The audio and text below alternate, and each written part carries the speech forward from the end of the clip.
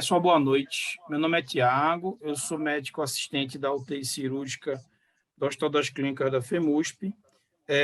Hoje a gente está dando continuidade às nossas reuniões clínicas com a aula sobre cuidados perioperatórios no paciente neurocrítico com a doutora Sâmia Waiz. Sâmia, são todos seus. Muito obrigado por aceitar o convite. Obrigado aí por estar no plantão aí e estar falando aí com a gente. E aí vamos para a conversa, tá? Eu vou desligar essa minha câmera aqui, porque eu vou estar acompanhando pelo iPad, tá bom? E aí depois pode ir tocando aí, Sâmia. Maravilha, Tiago. Obrigada pelo convite, Tiago e professor Luiz Marcelo. Cuidados perioperatórios no paciente neurocrítico.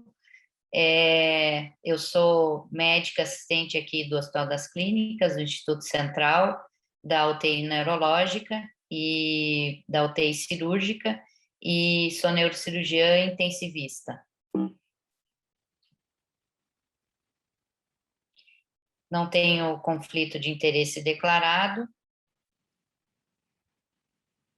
Bom, o cuidado neurocrítico, do paciente neurocrítico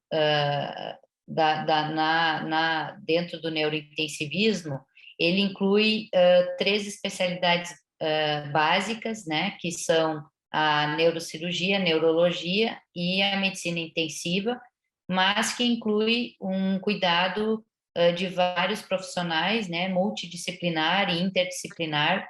Isso inclui neuroanestesistas, equipe de reabilitação, que inclui fisioterapia, fonoaudiologia, psicólogos e neuropsicólogos.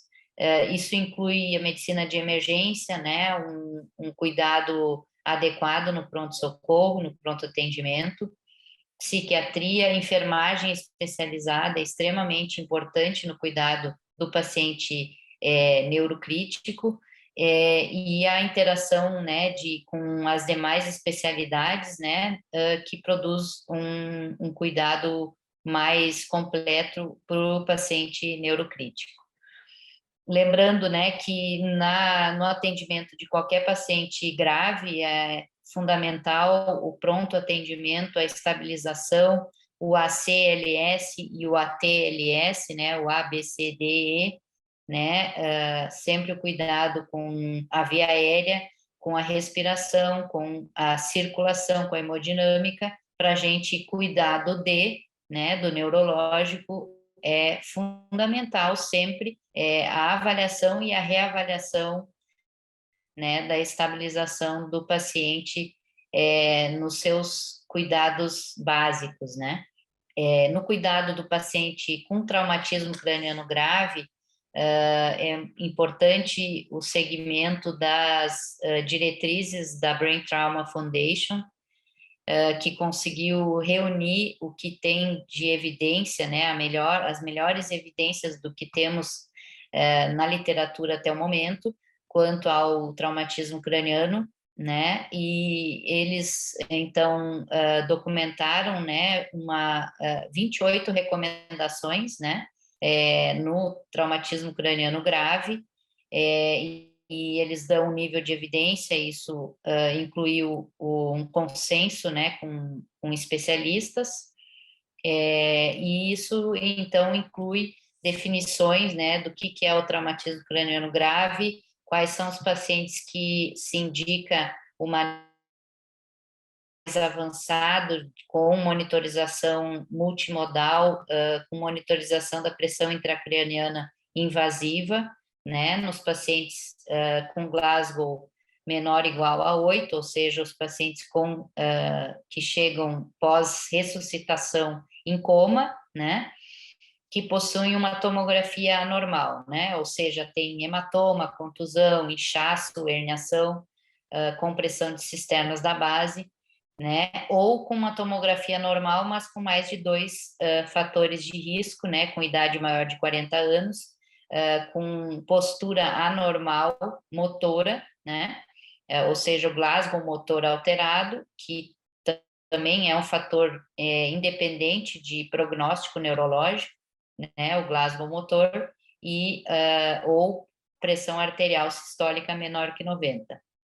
Eu vou só citar alguns itens, assim, só para tentar situar inicialmente o que se monitoriza de forma mais avançada, mas depois eu vou explicar um pouquinho mais. E esses critérios, então, é muito importante a manutenção da pressão arterial, né? Uma pressão arterial sistólica maior que 100. A gente vai mostrar depois alguns estudos que já são antigos, né? Mas que são fundamentais e que realmente modificaram o desfecho do paciente com traumatismo craniano grave, né? E que começa pela manutenção da pressão arterial, né, da saturação, né, e com o manejo da pressão intracraniana quando está monitorizada de forma invasiva, o Brain Trauma Foundation define que deve ser tratado uma PIC maior que 22, né? Claro que o manejo neurointensivo vai bastante além disso, e vou mostrar alguns dados aí nos próximos slides. É importante também manter a pressão de perfusão cerebral maior que 70, ou melhor, maior que 60, né? Já alguns outros estudos.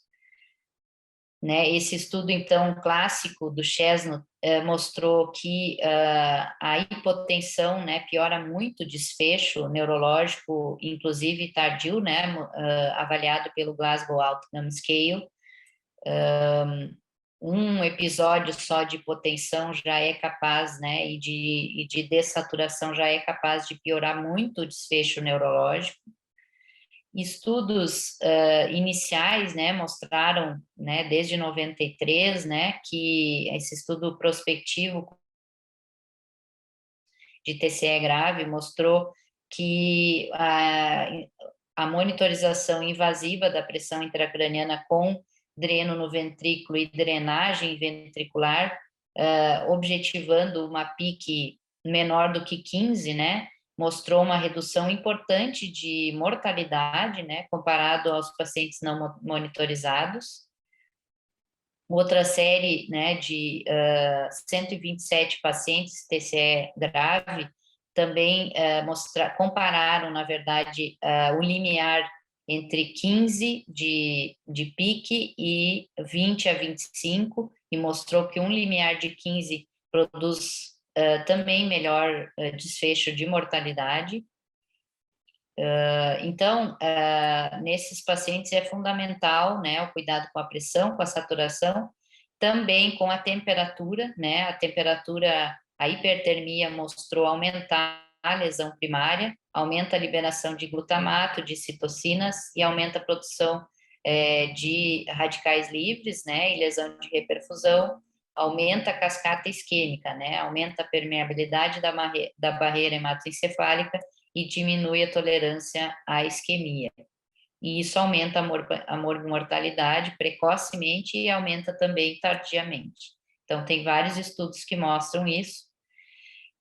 E aí se tentou, né, por algum tempo, o tratamento com hipotermia, né, com uma temperatura de 32 a 34 graus central, né, ou seja, medida ou em catéter esofágico ou retal,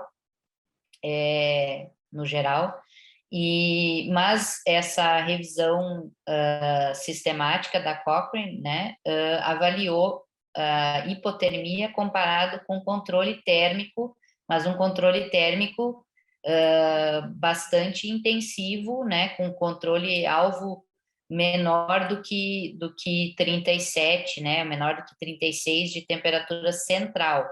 Então, na verdade, não é que não se deva controlar a temperatura, mas, na verdade, um controle rígido térmico, evitando hipertermia, é melhor do que uma hipotermia, né, ou seja, uma temperatura abaixo de 35, no traumatismo craniano grave.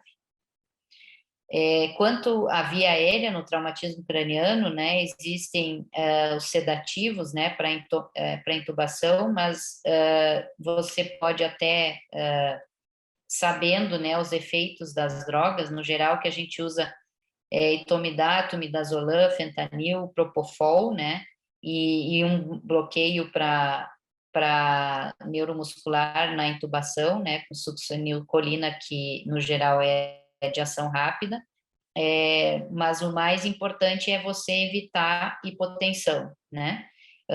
Se usar opioide, se usar fentanil ou remifentanil, lembrar que a infusão é mais adequada do que bolos, né? E atentar para não ter hipotensão, para não piorar o desfecho. O uso de bloqueador neuromuscular de rotina não se recomenda de rotina no paciente com um TCE grave, com lesão cerebral aguda, só se usa realmente quando necessário, quando não se consegue uma analgosedação adequada e um conforto adequado ao tubo orotraqueal, aos dispositivos, no caso de paciente com TCE grave, né? Então, lembrando, né, que a definição de TCE leve no geral, em Glasgow, 14, 15, né? 3% apenas desses pacientes possuem um risco de elevação da pressão intracraniana ou de hipertensão intracraniana. Pacientes com Glasgow de 9 a 13 pós-traumatismo craniano são classificados como traumatismo craniano moderado e eles têm 10 a 20% de risco de hipertensão intracraniana. E, na verdade, o risco maior, né, de hipertensão intracraniana em pacientes com traumatismo craniano são os pacientes que após a ressuscitação, ressuscitação no sentido de pressão, né, de ABC, né, do ATLS, eles permanecem em Glasgow menor ou igual a 8, ou seja, eles estão em coma, eles não têm abertura ocular, e esses pacientes, quando eles têm uma tomografia de crânio anormal, eles têm um risco de 53% a 63% de risco de hipertensão intracraniana, então um risco bastante elevado, né? Os pacientes com tomografia normal, eles têm, quando eles não têm outros fatores de risco, eles têm um risco de 13%, semelhante ao risco do TCE moderado. Mas, se eles tiverem Glasgow motor alterado ou hipotensão, né? Então, 2 ou 3 fatores de risco, acaba, então, tendo um risco maior que 50%, e também se indica a monitorização da pressão intracraniana. Né? Idade maior que 40 anos, a pressão arterial sistólica menor que 90 e postura normal motora, né? Ou Glasgow motor.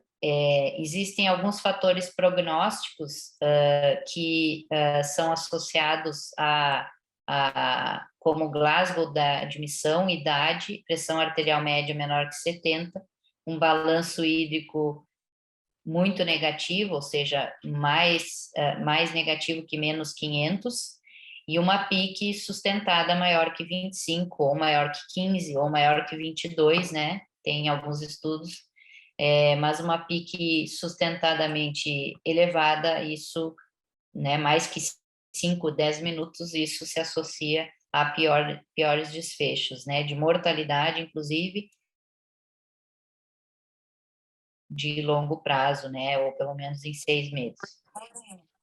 Tem que ter um cuidado, então, com o uso de manitol e de diuréticos, né, lembrar que o manitol expolia volume, né, e a gente precisa manter esse paciente euvolêmico, sedação e barbitúrico, que atualmente já não se usa mais na intensidade que se usava antigamente, eles também produzem bastante instabilidade hemodinâmica, que se mostrou ser o pior nesse cenário.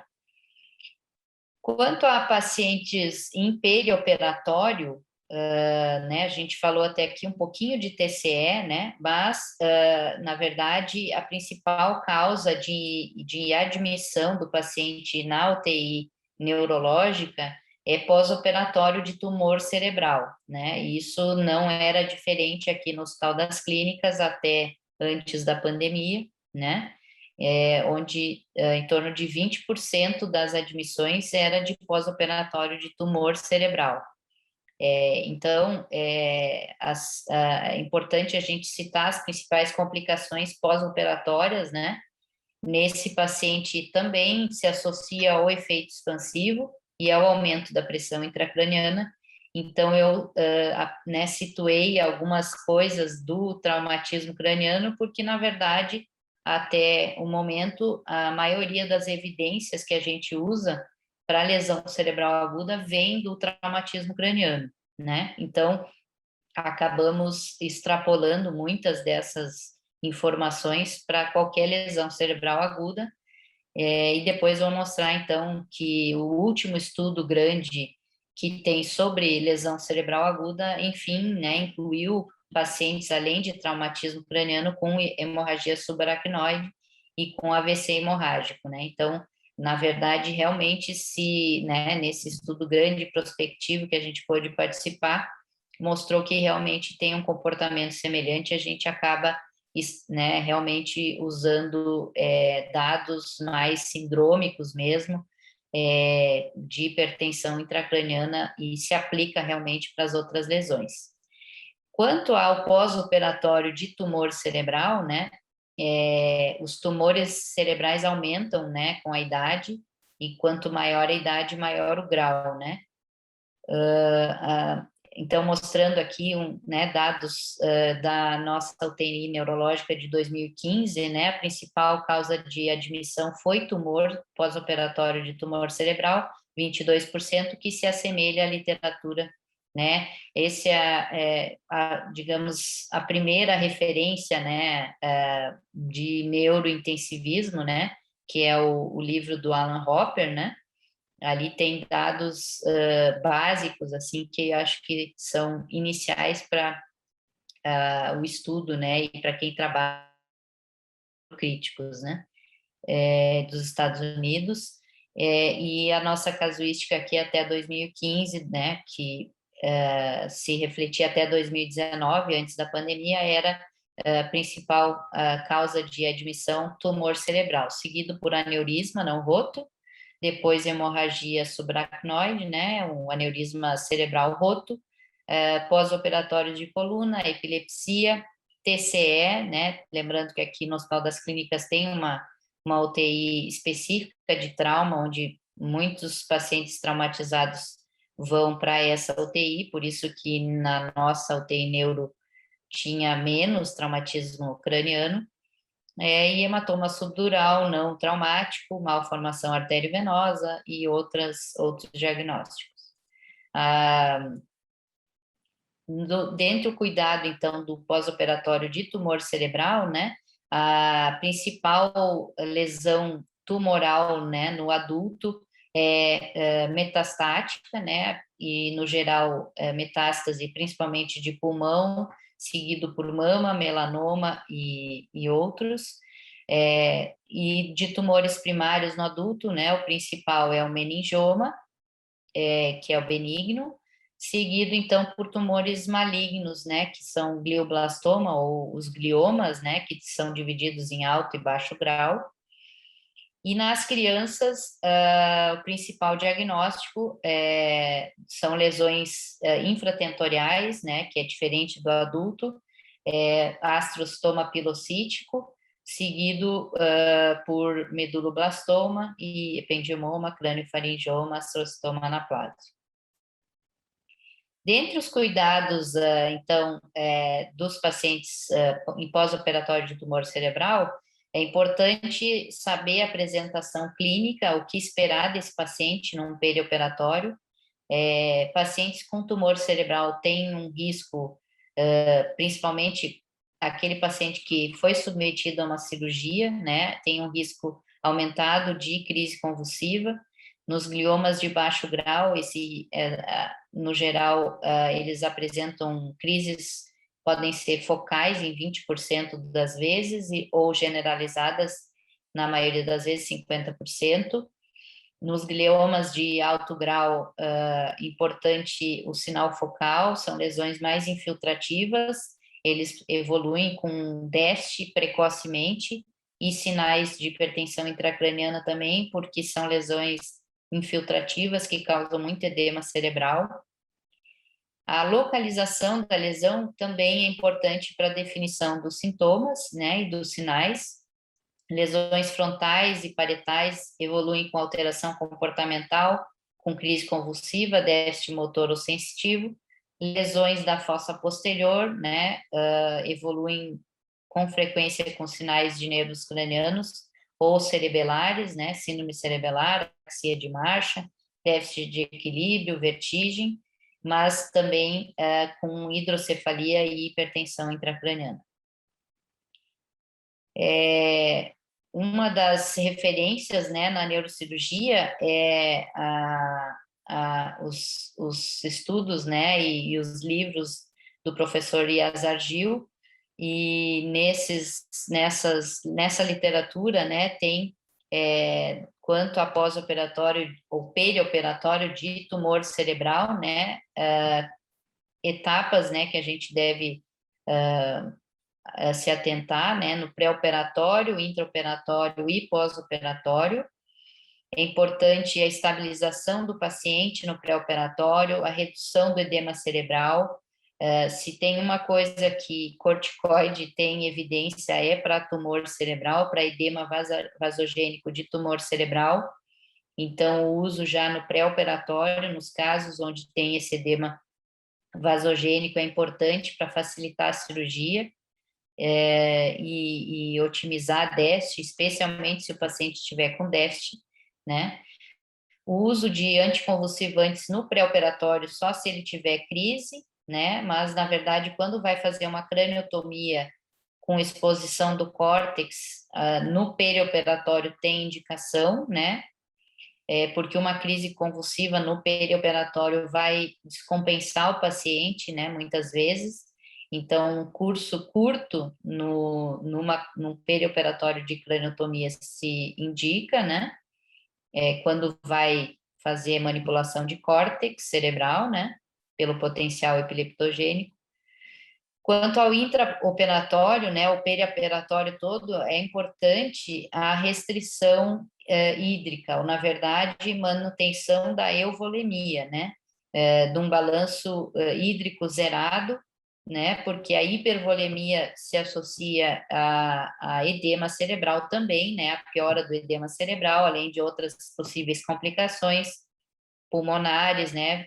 Uma das maiores dos maiores indicadores, né? De piores desfechos em UTI geral, o acúmulo, né? De balanço hídrico positivo por vários dias. Então isso tem que manter o paciente normotenso, euvolêmico, né? Nem hipervolêmico e nem hipovolêmico. Então, uma hidratação com cautela, o uso de agentes osmóticos ou hiperosmóticos, né? No geral, a gente usa mais a solução salina e hipertônica quando há hiponatremia aguda, né? Então, a manutenção de uma normonatremia, uso de diuréticos só no caso de hipervolemia, né? Tentar evitar a transfusão sanguínea, evitar abordagens extensas, prolongadas à medida do possível, né? Fazer uma abordagem, uma craniotomia suficiente para a sua cirurgia, né? Não maior do que o necessário. No pós-operatório, a extubação em sala é um fator independente de melhor prognóstico, mas existem critérios que depois eu vou mostrar que permitem ou não essa extubação em sala. O manejo neurointensivo adequado. No geral, esses pacientes são avaliados e são acompanhados em UTI neurológica, de preferência, com pessoal treinado, porque eles precisam de uma monitorização de enfermagem, de cuidados, uma vigilância, um neurocheck frequente, né, no pós-operatório imediato. Então, por mais que eles não precisem, muitas vezes, de muita monitorização, além do exame neurológico, da pressão arterial, dos sinais vitais, né, fica inviável de cuidar cuidar de um paciente assim a cada 15 minutos, por exemplo, num pós-operatório, numa enfermaria, né? Então, no geral, esses pacientes têm que ser cuidados em pós-operatório num setor com equipe treinada e que possa ter uma vigilância com frequência, isso a ser individualizado conforme o caso. Mobilização precoce, né? Quando o paciente não tem hipertensão intracraniana, é importante, isso previne complicações, né? Previne atelectasias e promove uma reabilitação mais rápida, assim que possível, não tendo instabilidade hemodinâmica e nem hipertensão intracraniana. O uso, então, de terapia anticonvulsivante precocemente, de 7 dias, nos casos que não tem crise convulsiva prévia, né, já pode retirar. Então, no transoperatório, é importante o posicionamento do paciente, né, para facilitar o retorno venoso e não promover maior inchaço do cérebro, né, promovendo a drenagem venosa. Isso é importante o treinamento, então, do neurocirurgião, né, para ter esse cuidado, do neuroanestesista, o controle hidroeletrolítico, o controle do sódio, em algumas posições, né, como a posição semi-sentada, que é bastante utilizada na Alemanha, por exemplo, na escola alemã de base do crânio, existe um risco alto de embolia aérea, porém esse risco com o posicionamento adequado acima do coração, né, é semi-sentado, não é sentado, a instalação de Doppler, né, de ecocardio transesofágico no transoperatório, um catéter venoso central posicionado, checado no átrio direito, né, se houver alguma embolia, prontamente o anestesista ter a experiência já de aspirar, né, o ar, de manejo hemodinâmico com droga vasoativa, se necessário, com FI de 100%, né, o cuidado do cirurgião, né, de cauterizar, de coagular os sangramentos, de usar cera óssea, né, na borda da craniotomia para evitar essa embolia, e a irrigação o tempo todo para identificar os pontos de sangramento, compressão da veia jugular para identificar também pontos de sangramento. Então, fatores que exacerbam o edema cerebral, né? A retração cerebral na cirurgia, né? Isso deve ser evitado, a espatulação exagerada, isso causa depois lesão por reperfusão e piora o edema cerebral. Então, o uso de abordagens cirúrgicas adequadas, né? Para evitar isso aí. Existem uma série de complicações, né, que podem acontecer, que a equipe treinada que acompanha esses pacientes no pós-operatório tem que estar ciente, né, por exemplo, num tumor cerebral, principalmente numa ressecção subtotal, o risco de sangramento é maior, né, então, uma cirurgia de um tumor infiltrativo, né, um glioma de alto grau vai ter um risco maior de sangramento, né, no pós-operatório, o controle de drenos, né, se o paciente está com dreno, você vigiar quanto está drenando, o aspecto, se é hemorrágico, além dos cuidados hemodinâmicos. Os pacientes podem evoluir com espasmo, com vasoespasmo também, pela manipulação de vasos, né, você tem que cuidar também para evitar hipertensão, né? Mas também não tratar exageradamente para não causar hipotensão e hipoperfusão cerebral. Muitas vezes a manipulação, o edema evolui com hidrocefalia, né? Muito frequentemente, né, depois de uma cirurgia, acaba ficando ar dentro do crânio, que a gente chama de pneumocrânio ou pneumoencéfalo. Existem uns estudos com bom resultado com administração de oxigênio, né? Pode ser por máscara facial 6 a 8 litros, né? Tem um estudo clássico do Barrow, que mostra que em 24 horas de oxigênio terapia isso melhora. E temos um estudo da casa aqui que usou câmara hiperbárica, que infelizmente não está mais funcionando, mas que também apresentou bons resultados no pneumocrânio. Isquemia, né, infarto, isso pode acontecer por lesão arterial, né, no transoperatório, por vasoespasmo, por ligadura de 2/3 do posterior do seio sagital superior, né? Então, saber o que foi feito na cirurgia, né? O intensivista revisar, falar com o cirurgião, revisar o que foi feito, para você saber o que esperar, e uma imagem no pós-operatório também, para ter uma noção onde estamos e para onde vamos, né? Quanto ao edema, né, peritoneal, né, ele pode ser pela invasão ou infiltração direta ou compressão extrínseca. Por exemplo, um meningioma, ele faz uma compressão extrínseca, ele não é infiltrativo, ele é extra-axial, né? Então, no geral, são sintomas, a não ser que tenha um edema muito importante, são sintomas mais fáceis, né, de manejar, respondem muito bem a corticoide, né? Mas as lesões, principalmente infiltrativas, elas causam um edema, eles causam quebra de barreira, né? Eles fazem alteração, então, de fatores, né, neurotróficos e vascular, e isso aumenta, então, o edema vasogênico. Isso pode descompensar e elevar a pressão intracraniana, fazer hidrocefalia e as síndromes de herniação cerebral. Isso pode, então, como eu falei, né, acontecer por angiogênese tumoral, né, por neovascularização, através da alteração do VEGF, né, do fator de crescimento vascular endotelial.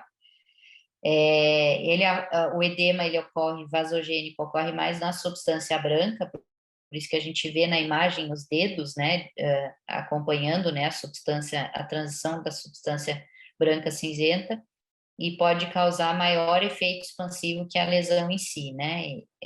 Meningiomas também, alguns causam, principalmente da base do crânio, podem causar edema cerebral importante, e o corticoide no pós-operatório, nesses casos, ele consegue muitas vezes evitar uma descompressiva, né? Uma deterioração, uma herniação cerebral, às vezes tendo que usar até doses mais altas, né? 10 miligramas de ataque, com 4 miligramas de 4 em 4 horas, em alguns casos, no primeiro, segundo dia pós-operatório, que costumam descompensar, né, o edema cerebral. Lembrando, então, né, que a pressão de perfusão cerebral, ela, no geral, num paciente normal, estável, com uma boa complacência cerebral, ele consegue modular, né, a pressão arterial que ele recebe e para fornecer, né, para os vasos,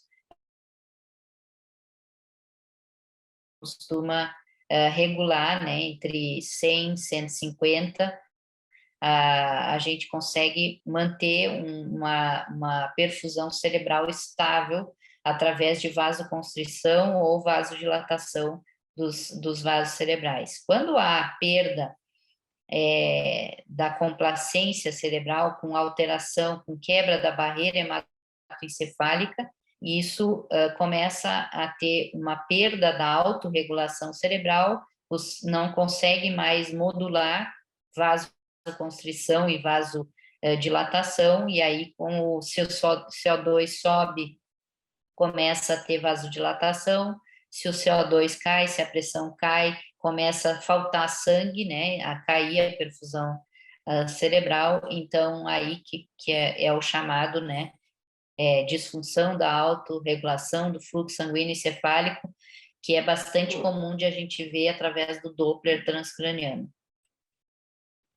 Então, para a gente manter uma perfusão adequada, pelo menos 50, 60 milímetros de mercúrio é importante, né? E acima de 150 180 começa a ter já hiperemia ou hiperdinamia do fluxo sanguíneo encefálico, que também piora edema cerebral. Então, é importante, né, lembrar, né, que existe essa autorregulação, os pericitos, a micróglia, os neurônios, a glia, né, também eles estão envolvidos nesse controle da unidade neurovascular, especialmente relacionados ao pH, ao CO2, né, e às oscilações pressóricas, né. Então, a monitorização multimodal é muito importante para a gente evitar a lesão cerebral secundária, que é o principal papel, né, de uma vigilância mais intensiva desses pacientes neurocríticos, e isso é responsável por metade, pelo menos, dos óbitos e sequelas graves dos pacientes neurocríticos, né, e podem ser atenuadas ou evitadas através de um diagnóstico precoce, de prevenção e de tratamento adequado. O que inclui, né, na monitorização multimodal? A primeira coisa é o exame neurológico, o neurocheck, é o mais importante, né? A gente avalia sinal focal, nível de consciência, pupilas e padrão respiratório, né? Isso tem que ser avaliado e reavaliado conforme o paciente, a gente define, né, se a cada 15 minutos, a cada 5 minutos, ou a cada 2 horas, uma vez por turno, a depender da lesão e da gravidade do paciente, né? Mas a monitorização da pressão intracraniana é importante nos pacientes com lesão cerebral aguda grave, né, nos pacientes em coma, ela pode ser instalada intraventricular. O intraventricular, ele é um pouco mais difícil de colocar se tiver muito edema, mas tem a vantagem de poder drenar líquor, né? Então, poder tratar a hipertensão intracraniana, e isso ajuda bastante no manejo dos pacientes com edema, com hipertensão intracraniana.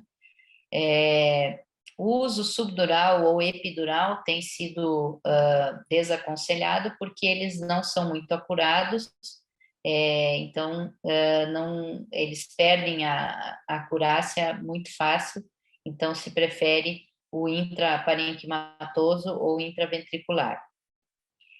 O Doppler transcraniano tem sido uma revolução, né, no neurointensivismo, a gente poder avaliar de forma não invasiva como é que está a questão do fluxo sanguíneo cerebral, né? A gente consegue ver vasos proximais, né?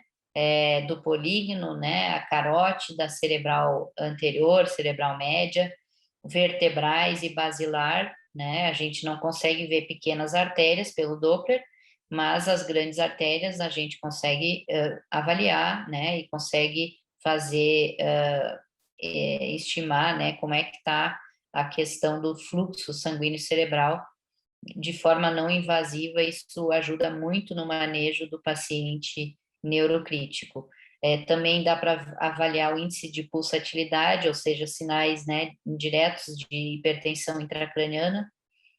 Através do ultrassom, na beira do leito, a gente consegue também avaliar a bainha do nervo óptico, né, 3 centímetros atrás, né, da bainha, a gente consegue avaliar se tiver alterado, né, acima de 0,57, isso se associa à hipertensão intracraniana. O problema é um bom método de triagem. O problema é que se a gente institui um tratamento, ela demora para modificar. Então, não é um bom método para acompanhamento do paciente, né, mas assim, para triagem, ele ajuda. Potencial evocado, né, visual, ele ajuda em prognóstico, né, de lesões cerebrais, assim como o eletroencefalograma. As indicações, então, de monitorização da pressão intracraniana são coma, né, ou seja, Glasgow menor que 9, tomografia anormal, no paciente, então, com uma lesão cerebral aguda grave, ou uma tomo normal, mas em coma, com mais que 2 fatores, idade maior que 40, postura motora normal, ou seja, de descerebração, né, ou de flexão anormal, né, por flexão que indica lesão de tronco encefálico e uma pressão arterial sistólica menor que com lesões expansivas seria uma indicação muito incomum, né, e muito individual, muito específica, não habitual. Aqui, então, as formas, né, de monitor da PIC, já deu para mostrar, né, mas aqui em detalhe, então, o intraparenquimatoso ou o intraventricular. O intraventricular e intraparenquimatoso, eles têm um risco maior de infecção, né, mas são, e de hemorragia também, mas são mais acurados, e o intraventricular com a vantagem de poder drenar o líquor, né. A bainha de nervo óptico. O pupilômetro é uma ferramenta que nós estamos tentando difundir, né, disseminar, porque consegue fazer uma avaliação mais precisa, né, das pupilas, da reação pupilar, e estudos têm mostrado que isso é bastante correlacionado a desfecho, né, do paciente neurocrítico. E é interessante que nos Estados Unidos eles conseguem já no iPhone já fazer pupilometria. Já tentei baixar, mas ainda não consegui com o telefone aqui do Brasil. É importante, então, essa avaliação mais específica, né? Mas, assim, o reflexo fotomotor presente, mesmo que lentificado, é um fator de melhor prognóstico, né, do que uma pupila que não reage, que, no geral, se não tiver um CO2 alto, um bloqueador neuromuscular pode estar com uma lesão irreversível, né? Então, nos cuidados perioperatórios, né, do paciente neurocrítico, é importante manter adequada a relação oferta e consumo de oxigênio, tentar diminuir o consumo, evitar febre, evitar hiperglicemia, né, evitar agitação, evitar dor, né, e otimizar a oferta de oxigênio com normotensão, com uma saturação adequada de oxigênio.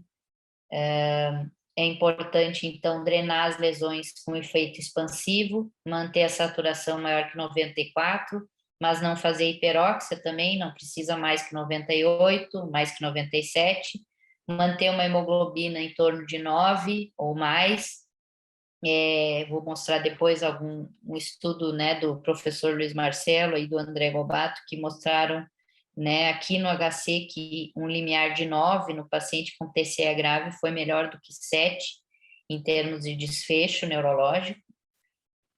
Manter a PIC abaixo de 22 ou abaixo de 15, idealmente, e atentar para as curvas da pressão intracraniana, né, no monitor da pressão intracraniana invasiva, que no normal 2 e que P3, né, isso mostra uma boa complacência intracraniana.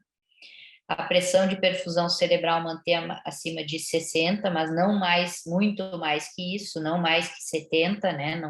Não se busca uma pressão de perfusão cerebral mais que 70, porque isso, no geral, também vai ter malefício, vai estar associado à hiperdinamia, hiperemia cerebral. Hoje em dia, a gente não tem usado mais a monitorização do bulbo de jugular, né, que é uma monitorização da oxigenação global cerebral e tem sido substituído por métodos não invasivos, principalmente o Doppler transcraniano, que nos dá dados de fluxo sanguíneo cerebral, de hipertensão intracraniana, nos dá dados mais avançados, né, sobre a monitorização. Evitar e tratar o vasoespasmo, principalmente mantendo normotensão, normovolemia e normonatremia, né? Então, as causas de lesão secundária, né, no paciente em perioperatório de tumor cerebral, perioperatório neurocirúrgico, elas podem ser sistêmicas ou intracranianas, né?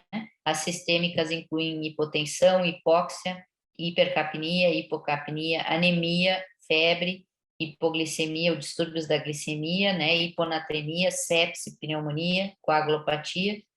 E as causas primárias, né, neurológicas, né, elas podem ser, então, hemorragia intracerebral, edema cerebral, hipertensão intracraniana, herniação, as síndromes de herniação cerebral, vasoespasmo, hidrocefalia, infecções, convulsões, lesão vascular cerebral e resposta inflamatória cerebral.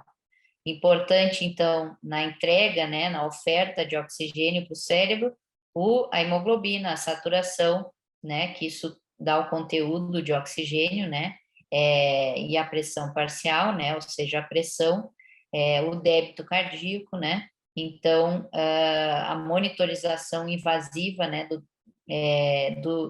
da hemodinâmica invasiva ou minimamente invasiva, né, existe hoje em dia, né, métodos de monitorização de débito e índice cardíaco, de volume sistólico, de variação de volume sistólico, que a gente consegue, na beira do leito, né, avaliar, né, se o paciente está com débito cardíaco menor, ele começa a entregar, né, a entrega de oxigênio cai bastante à medida que cai a hemoglobina ou que cai o débito cardíaco. Lembrar, então, né, das curvas de dissociação da hemoglobina, né, que fatores como hipotermia, alcalose, né, ou febre, acidose, anemia, alteram, né, essa entrega de oxigênio. Existem né, da transfusão sanguínea, a gente não deve evitar o sangramento, deve evitar de ter que transfundir o paciente, mas também, né, você está entregando pouco oxigênio para o cérebro, também é catastrófico, né? Então, em casos onde a hemoglobina está baixa, né, principalmente acima de 7, abaixo de 7, né, mas esse estudo, então, né, que a gente citou, né, do professor Luiz Marcelo aí com o André Gobato, que foi a tese dele, mostrou que um limiar de 9 pode ser melhor do que um limiar de 7, e quanto à mortalidade hospitalar e quanto a desfecho neurológico em 6 meses, né? A monitorização, então, contínua da pressão arterial, né, da pressão intracraniana, da perfusão cerebral, balanço hídrico, buscando um balanço zerado, a euvolemia, evitar solução hipotônica, monitorização do sódio e da osmolaridade plasmática e urinária, né, quando há distúrbios, droga vasoativa se necessário, monitorização avançada em casos mais complexos, né, ultrassom point of care, né, na beira do leito, hoje em dia, ou monitorização invasiva ou minimamente invasiva do débito cardíaco, ajudam bastante no manejo desses pacientes. Nos casos de hipertensão no paciente em pós-operatório neurocirúrgico, a gente deve evitar, né, nitroprusiato, é uma droga que a sociedade Neurocritical Care Society fala em contraindicação relativa no paciente neurocrítico, porque ele pode aumentar a pressão intracraniana e ele pode causar uma hipotensão, uma instabilidade hemodinâmica muito rápida. Então, se prefere agentes menos, mais de uma ação não tão potente em termos de baixar a pressão, né? Os beta-bloqueadores são muito usados, né? Aqui nós não temos o labetalol, eles usam muito lá. A gente substitui, né? Muitas vezes, quando não houver bradicardia, não houver risco de alteração, né? De arritmia ou de bradiarritmias, né? De condução, de ritmo, o esmolol V. A hidralazina é um hipotensor que a gente usa com frequência, né, que causa vasodilatação, e agentes enterais também, né, mas no geral, num pós-operatório, num perioperatório, na imensa maioria das vezes a gente consegue controlar a pressão arterial com analgesia, né. Então, a primeira coisa nesses pacientes é o controle de dor, né? O manejo da hipertensão intracraniana, então, além do que já foi falado, é importante a tomografia para excluir lesão cerebral cirúrgica, né? No analgosedação é muito importante e nos casos de deterioração ou de aumento da PIC, transitoriamente, uma PaCO2 de 33 a 35, né?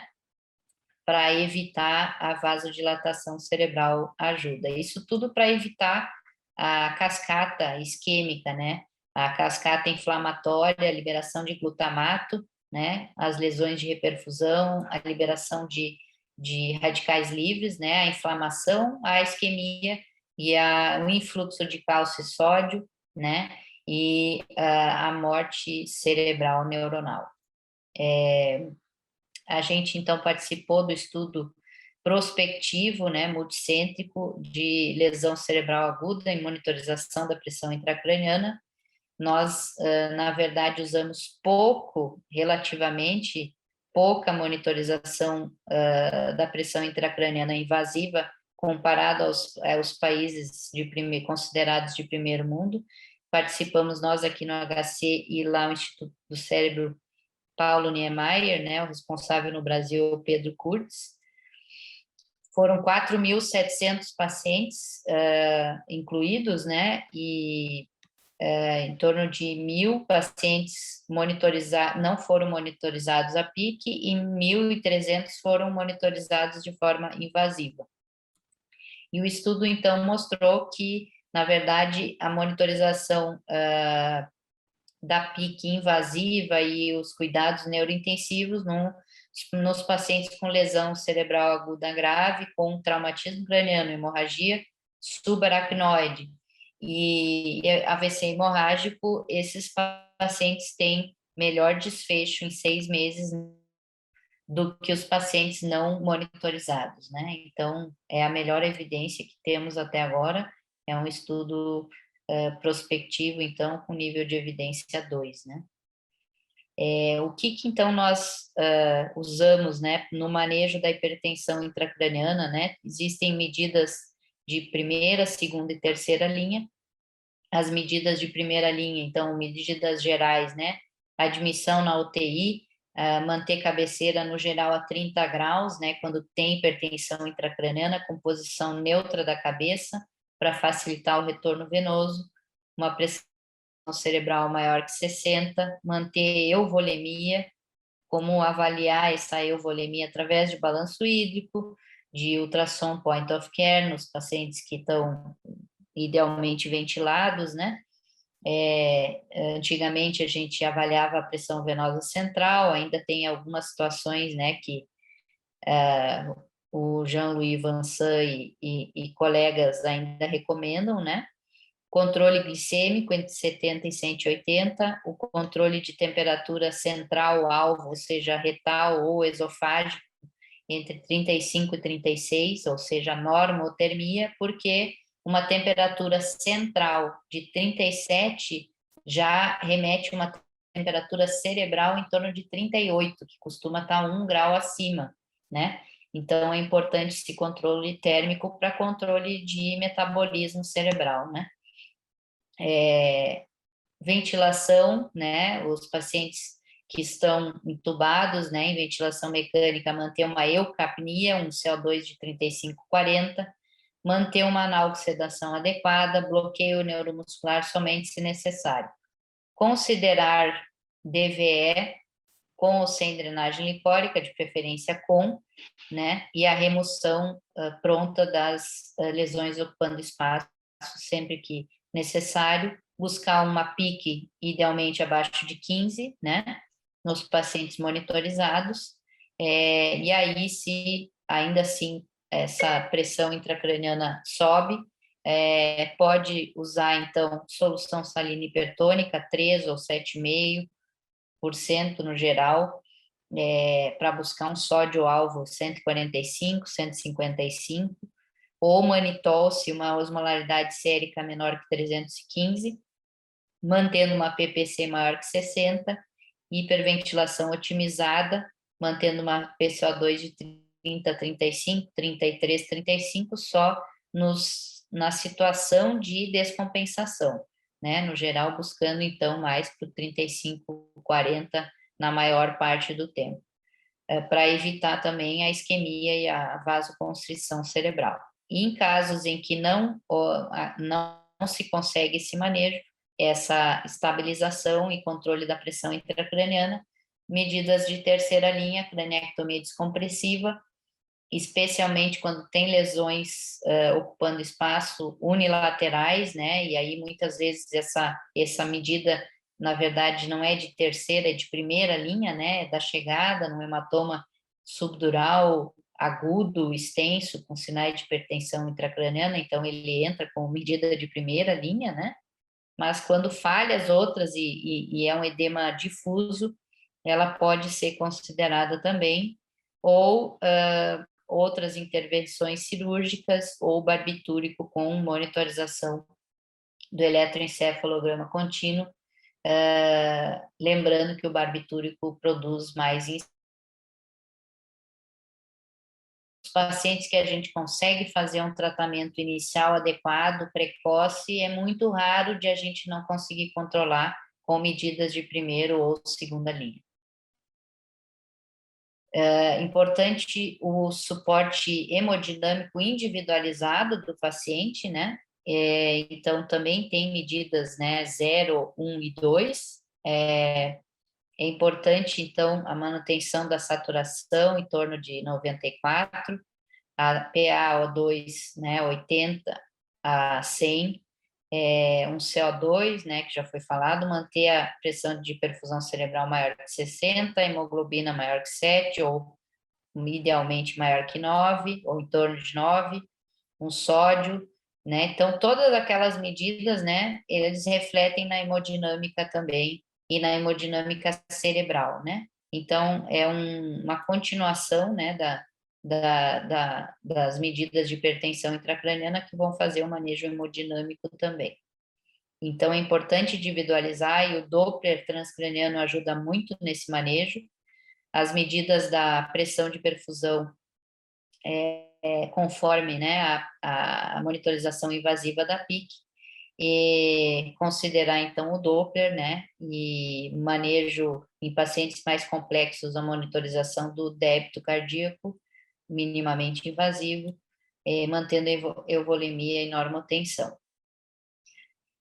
Bom, tem várias outras cuidados, né, no perioperatório, infecção, né, é importante, né, no perioperatório você poder estubar o paciente em sala, né, existem guidelines da Neurocritical Care Society que são interessantes, né, quando que a gente pode estubar um paciente em sala, né, tem que sempre saber como é que o paciente estava antes, como é que foi a cirurgia, né, o que foi feito para saber o que esperar desse paciente no pós-operatório, né? Se ele vai ou não para a UTI, né? Se ele vai se esperam complicações, né? Que já citei bastante, né? Previamente.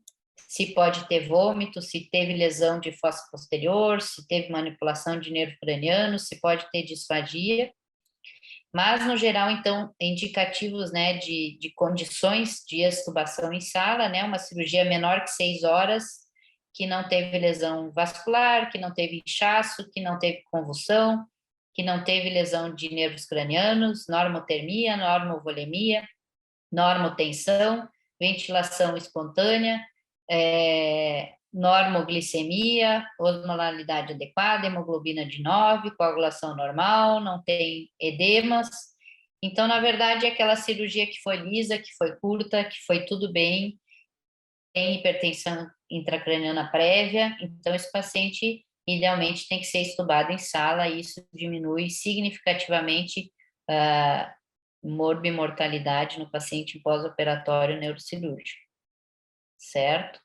O que o que é contrário disso, né? No geral, então, você tem que ter maior cautela para estubar, né? E são casos que têm que ser avaliados de forma mais detalhada, né, e muitas vezes acaba sendo estubado na UTI, né, ou reavaliado com aí com uma monitorização multimodal. Esses pacientes que aí a gente vai indicar a monitorização multimodal, que vai manter sedado por mais tempo.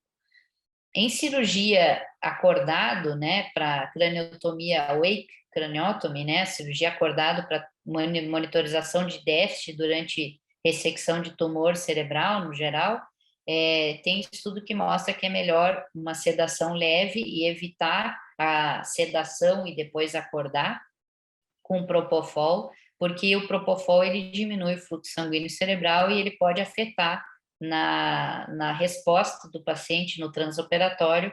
Por exemplo, se você quer avaliar a área de fala, né, isso vai atrapalhar a monitorização do transoperatório, então é melhor, né, a cirurgia sem sedação, ou seja, só com uma sedação leve, evitando o propofol.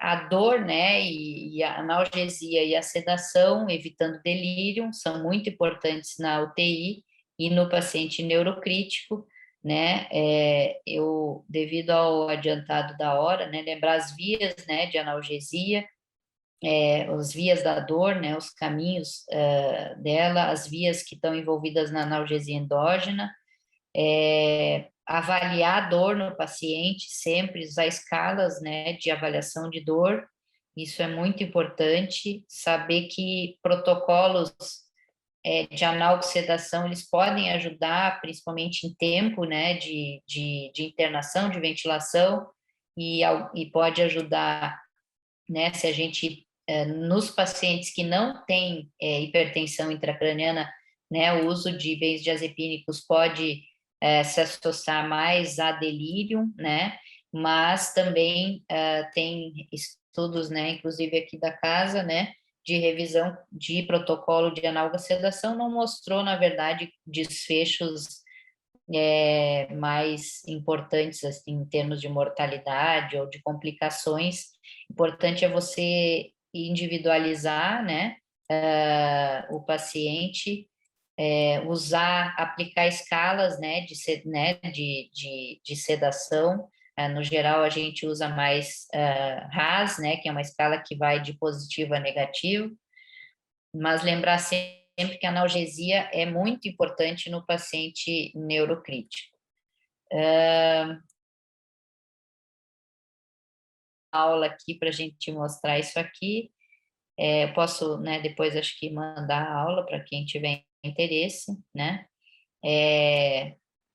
O Precedex ajuda muito, né, no manejo de agitação e de delírio, né? Ele está associado a menos delírio do que os benzodiazepínicos, mas não pode ser, não esperar usar isso aqui num paciente com hipertensão intracraniana, com estado de mal convulsivo, né? Então, existem situações que ajuda bastante, né, no desmame, mas que tem que já estar assegurado que não tenha mais hipertensão intracraniana ou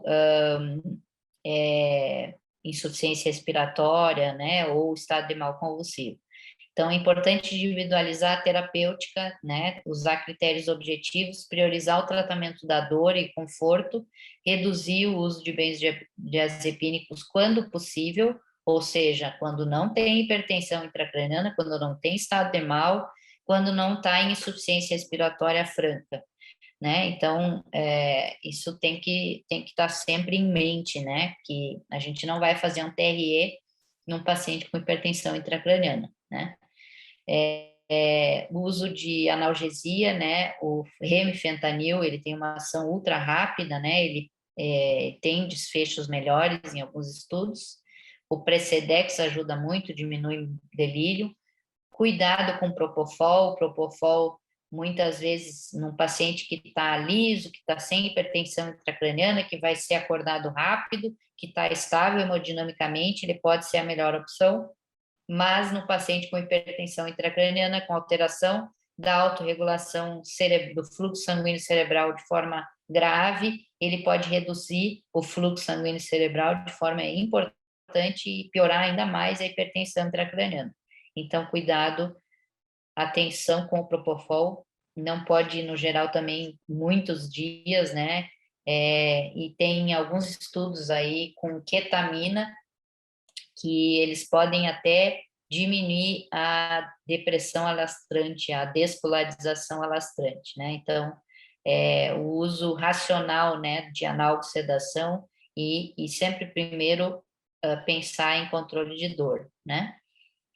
O uso de escalas, né, o uso de bis, né, se possível, né, para a gente usar a menor quantidade necessária de sedação. Então, assim, tem bastante coisa, né, é um mundo à parte aí, o paciente neurocrítico, né, e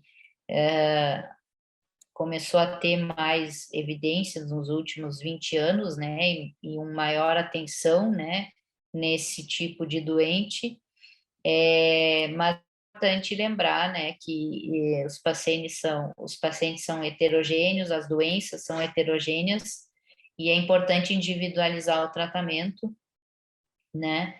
É importante, então, a monitorização multimodal, né? A gente considerar vários parâmetros, né? Principalmente o parâmetro clínico, a avaliação neurológica, o neurocheck, né? O nível de consciência, as pupilas, o sinal focal, o padrão respiratório.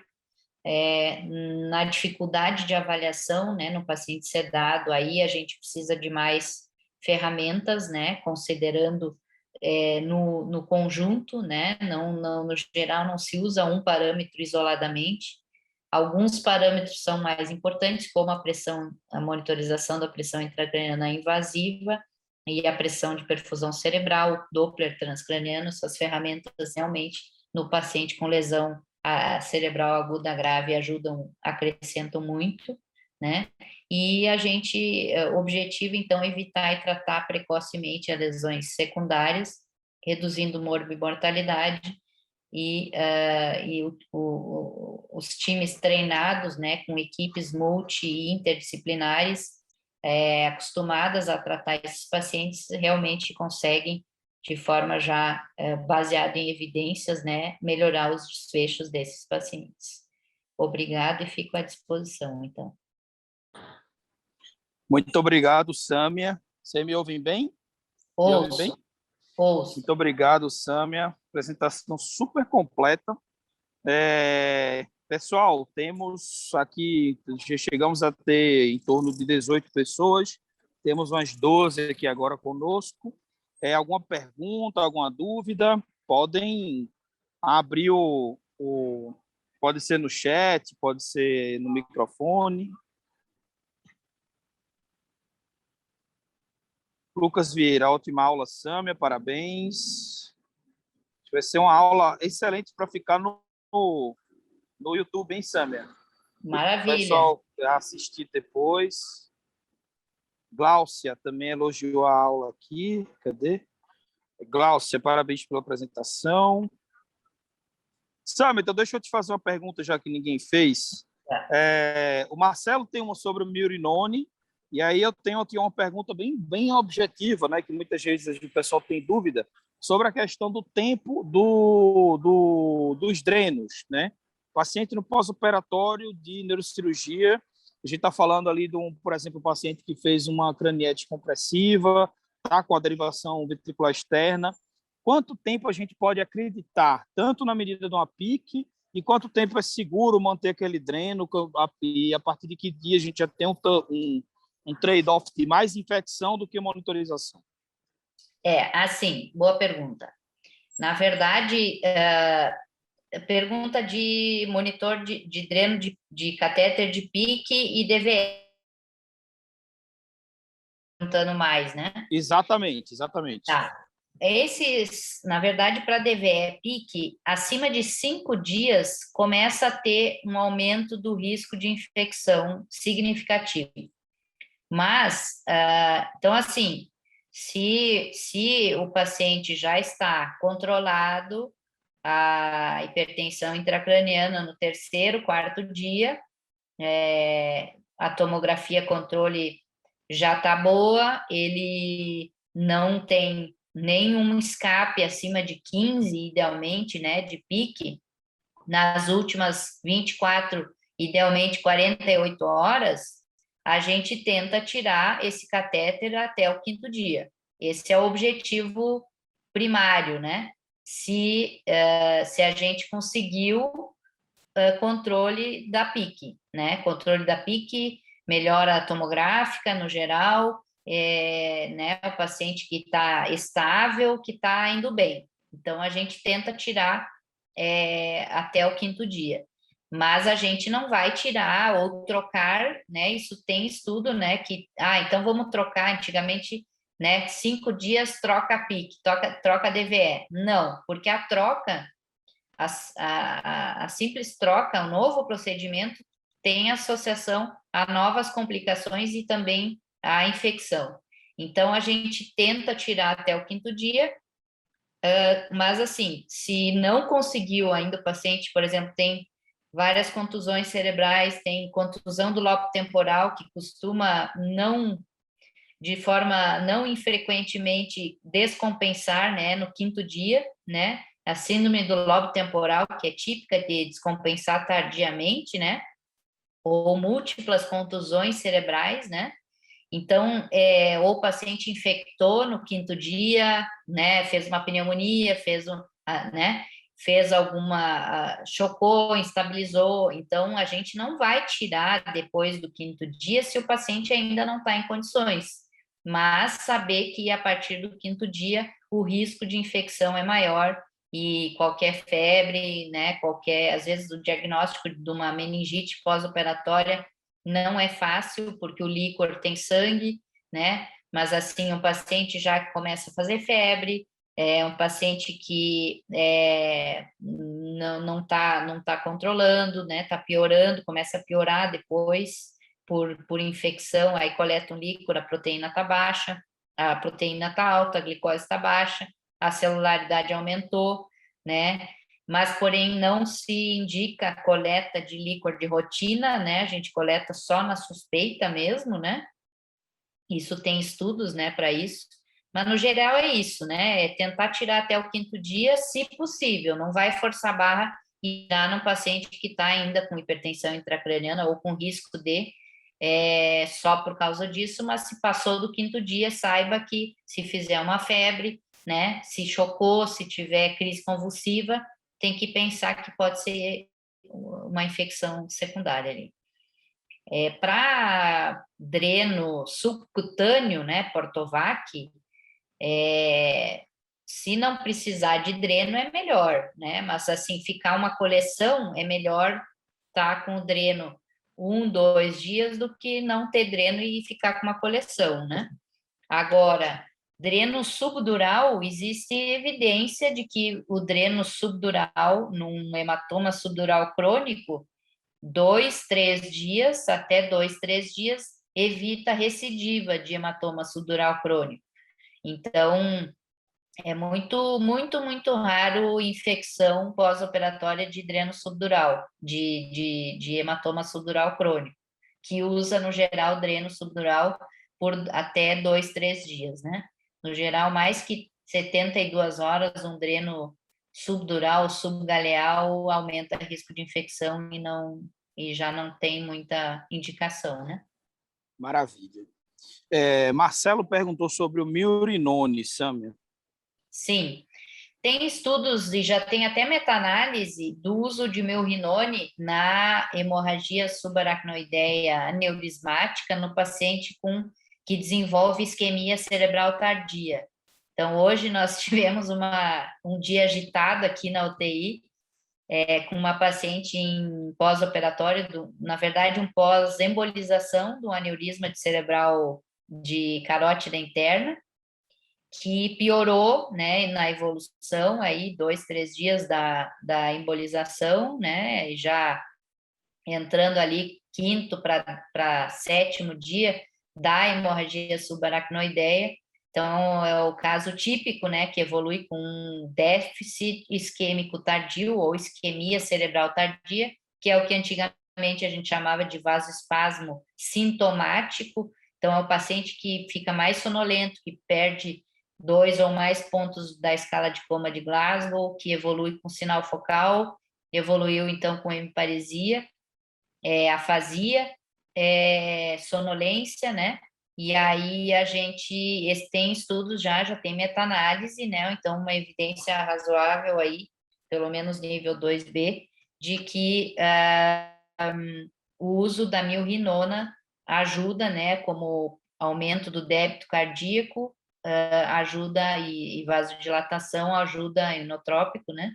Ajuda a melhorar o fluxo sanguíneo cerebral e ajuda no desfecho desses pacientes. Às vezes tem que usar uns 10, 15 dias de milrinone e que costuma ajudar. Essa paciente estava quase sendo entubada, a gente que começou, aumentou a nora, né, pegou uma PAI, monitorização invasiva da pressão arterial média, subiu a nora, deixou uma dose 0,5 de milrinone, e ela melhorou, acordou, falou, melhorou um pouco a força, né? Então, lembrar que vasoespasmo sintomático, né, na nomenclatura antiga, né, ou isquemia cerebral tardia, é um processo transitório e ele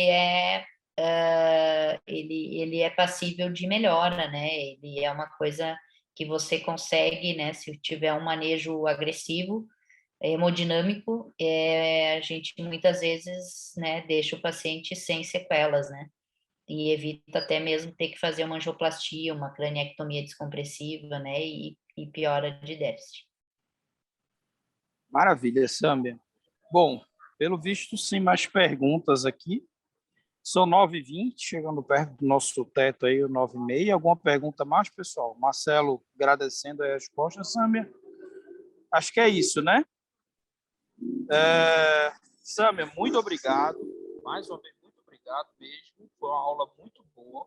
A gente vai deixar essa aula gravada o Álvaro está agradecendo ali também, o Álvaro Salas. Nós vamos deixar essa aula gravada no nosso canal do YouTube e para outras pessoas que não puderam estar presentes hoje aqui e assistirem mais na frente. Te agradeço mais uma vez, Sâmia, e boa noite a todo mundo, então. Obrigada e boa noite. Boa noite.